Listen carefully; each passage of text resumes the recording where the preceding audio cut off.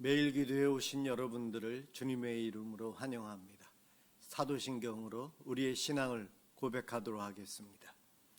전능하사 천지를 만드신 하나님 아버지를 내가 믿사오며 그 외아들 우리 주 예수 그리스도를 믿사오니 이는 성령으로 잉태하사 동정녀 마리아에게 나시고 본디오 빌라도에게 고난을 받으사 십자가에 못 박혀 죽으시고 장사한 지 사흘 만에 죽은 자 가운데서 다시 살아나시며 하늘에 오르사 전능하신 하나님 우편에 앉아 계시다가 저리로서 산자와 죽은 자를 심판하러 오시리라. 성령을 믿사오며 거룩한 공예와 성도가 서로 교통하는 것과 죄를 사하여 주시는 것과 몸이 다시 사는 것과 영원히 사는 것을 믿사옵나이다. 아멘. 하나님께 찬양을 드리는 시간입니다. 시편 119편 1절에서 24절까지 합독하도록 하겠습니다.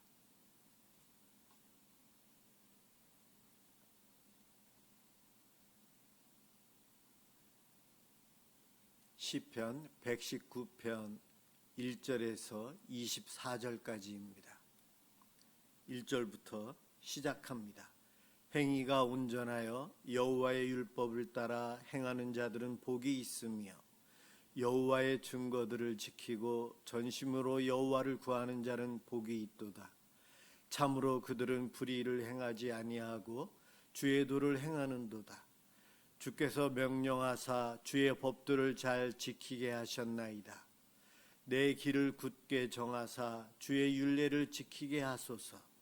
내가 주의 모든 계명에 주의할 때에는 부끄럽지 아니하리이다. 내가 주의 의로운 판단을 배울 때에는 정직한 마음으로 주께 감사하리이다. 내가 주의 율례들을 지키오리니 나를 아주 버리지 마옵소서.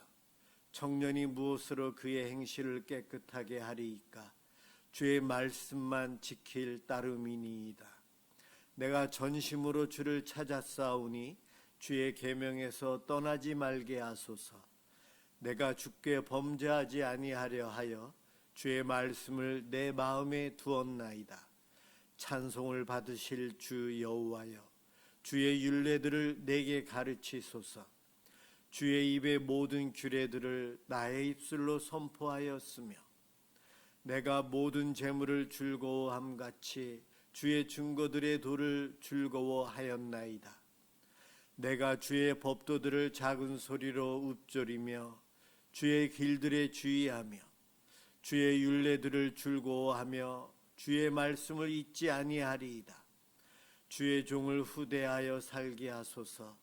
그리하시면 주의 말씀을 지키리이다.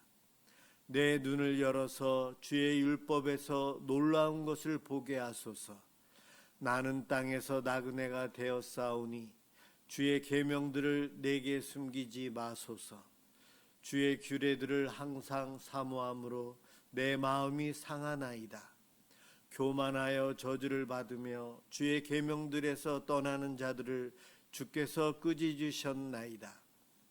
내가 주의 교훈들을 지켰사오니 비방과 멸시를 내게서 떠나게 하소서.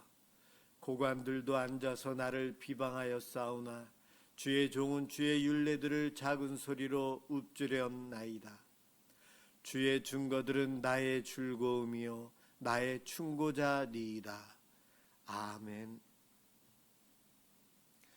오늘 함께 볼 하나님 말씀 사사기 4장 1절에서 3절까지 보겠습니다.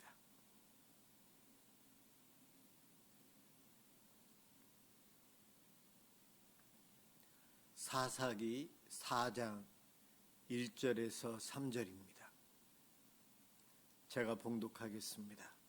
에훗이 죽으니 이스라엘 자손이 또 여호와의 목전에 악을 행하매 여호와께서 하솔에서 통치하는 가나안 왕 야빈의 손에 그들을 파셨으니 그의 근대 장관은 하루셋 학고임에 거주하는 시스라요. 야빈 왕은 철병거 900대가 있어 20년 동안 이스라엘 자손을 심히 학대했으므로 이스라엘 자손이 여호와께 부르짖었더라. 아멘. 하나님이 신뢰하는 사람, 하나님께서 신뢰하는 사람은 하나님을 신뢰하는 사람이죠. 오늘 본문에는 여선지자가 바로 하나님을 신뢰하는 사람으로 사사로 쓰임 받습니다. 두보라입니다. 두보라가 사사되기 전에 에훗이 사사로 있었을 때에 이스라엘 백성들이 말씀대로 순종했지만 에훗이 죽고 난 다음 또 이스라엘 백성들은 반복해서 죄를 짓습니다. 죄악이 악순환해요. 계속 반복됩니다. 에훗은 자기들을 지켜주는 사사 에훗은 눈에 보였지만 그가 죽고 나니까 더 이상 이제 보이지 않는 일하시는 하나님에 대한 신뢰는 이스라엘 백성들에게 없었던 것입니다. 그러다 보니 죄가 다시 반복되는 거예요. 이스라엘 백성들이 죄를 범하자 하나님은 이 야빈에게 이스라엘 백성을 파셨다, 그렇게 표현합니다. 그리고 그 야빈이 철병국 900대나 가지고 있으면서 군사력을 가지고 이스라엘을 식민 통치를 하고 있는 거예요.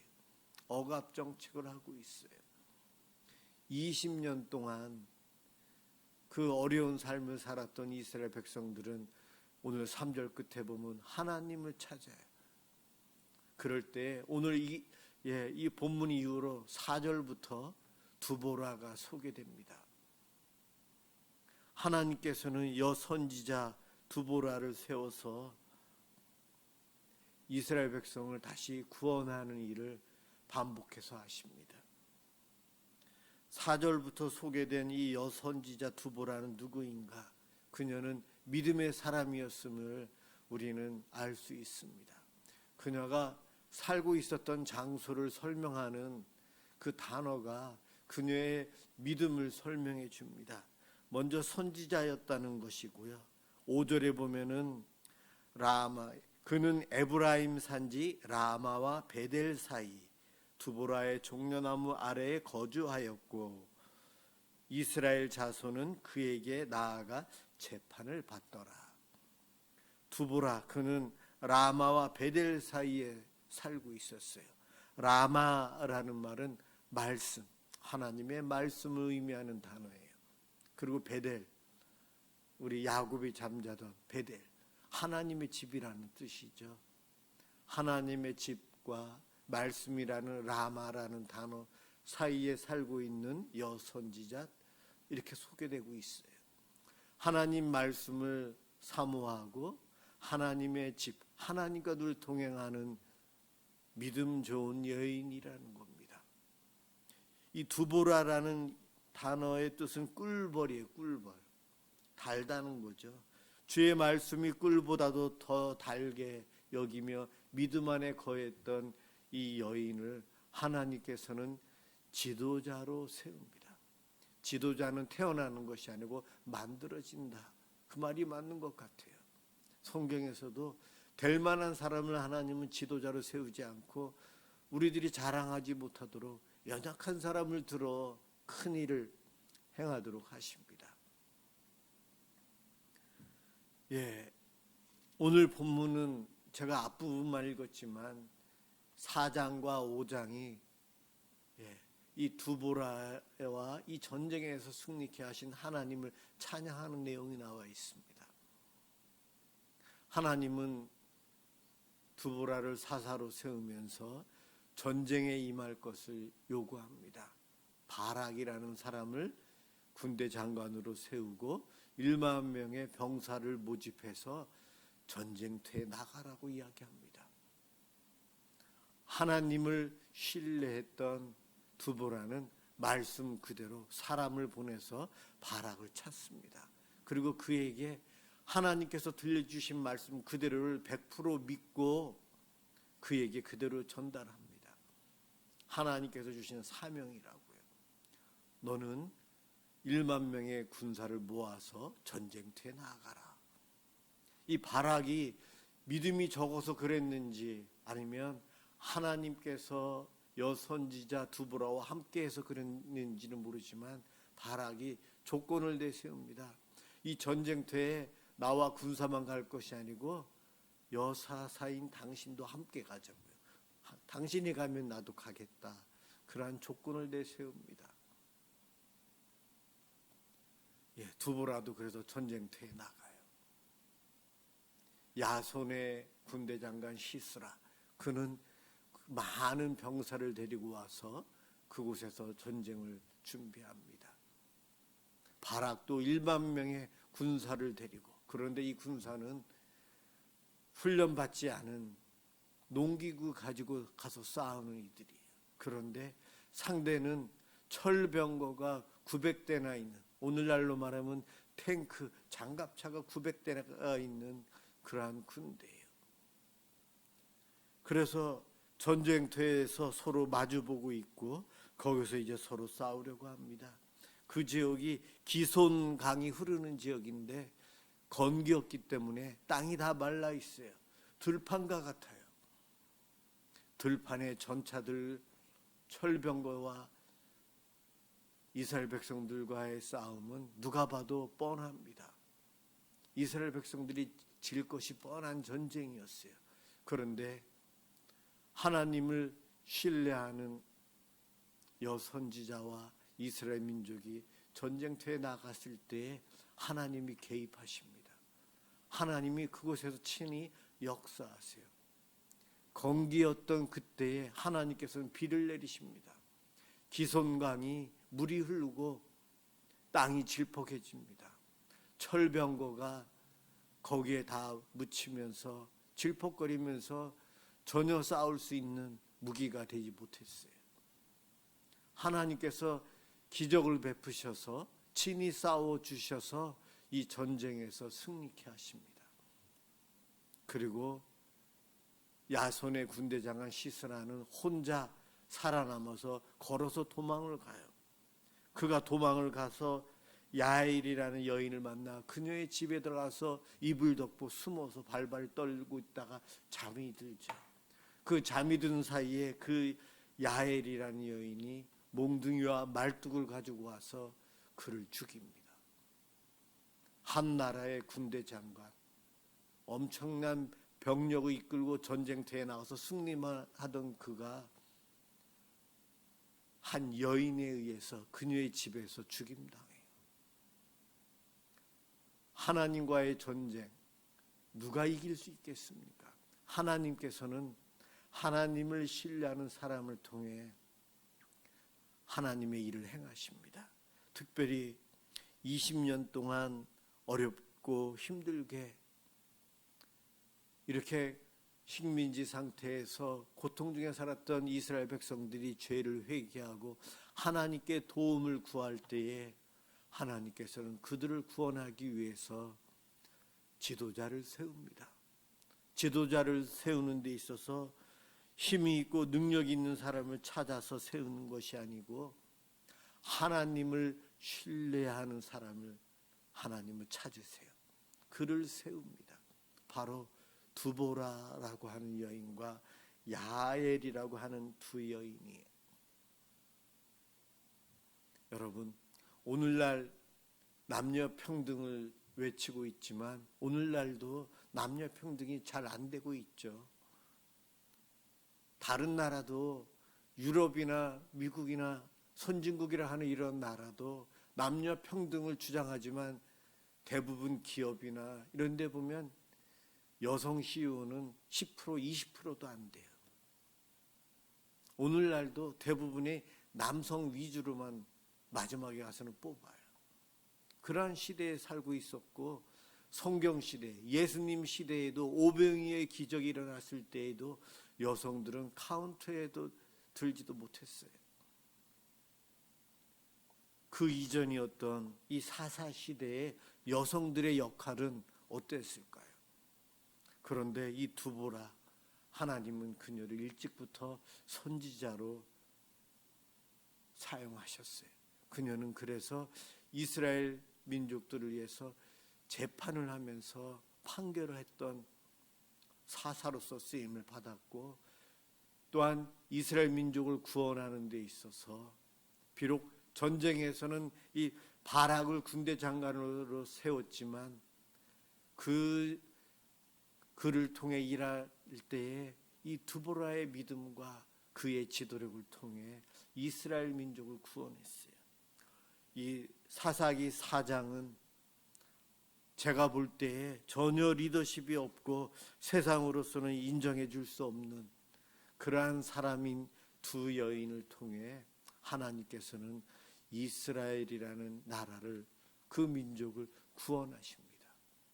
어떻게 보면 골리앗과 싸우고 있는 힘없는 소년 다윗, 어린 소년, 힘이 있는 장수가 아닌 어린 다윗을 통해 골리앗을 이기게 해주신 하나님의 모습이 오늘 이 4장에서 나옵니다. 두보라나 야엘이나 여성이었어요. 당시 문화로서는 리더십을 갖기 어려운 그러한 이들이었지만 하나님은 이들을 사용하셨어요. 왜 그러셨을까요? 바로 전쟁의 승패는 하나님께 달려있다는 것입니다. 사람에게 달려있지 않아요. 일 잘하는 능력 있는, 가능성 있는 사람을 통해서 일하신 것이 아니었다는 겁니다. 우리는 무슨 일을 할 때 나의 경험, 나의 건강, 나의 경제력, 나의 외모, 나의 조건을 생각하는데 영적인 전쟁터인 이 세상에서 그런 것들은 크게 좌우되지 않는다는 겁니다. 그런데도 우리는 자꾸만 그러한 것들을 의지하려고 하고 생각하려고 합니다. 오늘 본문에서 다시 한번 이야기합니다. 하나님을 내가 얼마나 신뢰하는가, 내가 정말 하나님을 믿고 따르고 있는가, 말로만 믿는다고 하고 있지는 않는가, 우리 자신을 돌아보아야 합니다. 말이 아닌 내 중심에서 주님을 신뢰하고 끝까지 따르는 그 믿음이 있어야 합니다. 그러한 우리의 믿음을 통해 하나님은 우리에게 승리를 주시고 우리에게 또한 구원의 은총을 허락하여 주십니다.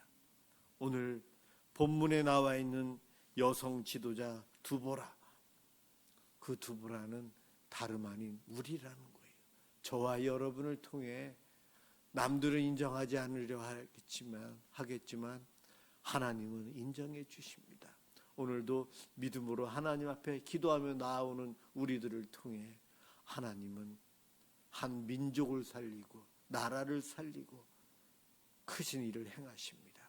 그 일에 믿음으로 기도하는 이 시간 되시길 주님의 이름으로 축원합니다. 기도하겠습니다. 사랑의 주님, 감사합니다. 남들보다 큰 능력은 없지만 하나님을 알고 하나님을 믿고 하나님을 신뢰하며 살 수 있도록 구원해 주셨으니 감사합니다. 그 구원을 누리며 사는 저희들 오늘도 하나님께 기도하며 나아갑니다. 하나님만을 신뢰하는 우리들, 하나님 나라와 의를 위해서 우리들을 일꾼으로 삼아 주시옵소서. 우리를 통해 하나님의 뜻을 이루어 주시고 이 땅에 주의 나라의 영광을 드러내 주시옵소서. 고맙습니다. 예수 그리스도의 이름으로 기도드립니다. 아멘. 주기도문 하도록 하겠습니다. 하늘에 계신 우리 아버지여, 이름이 거룩히 여김을 받으시오며 나라가 임하시오며 뜻이 하늘에서 이루어진 것 같이 땅에서도 이루어지이다. 오늘 우리에게 일용할 양식을 주시옵고 우리가 우리에게 죄 지은 자를 사하여 준 것 같이 우리 죄를 사하여 주시옵고 우리를 시험에 들게 하지 마시옵고 다만 악에서 구하시옵소서.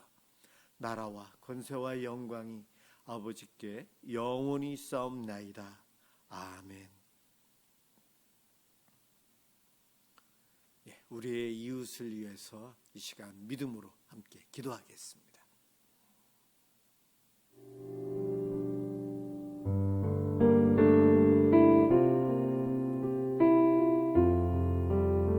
주님,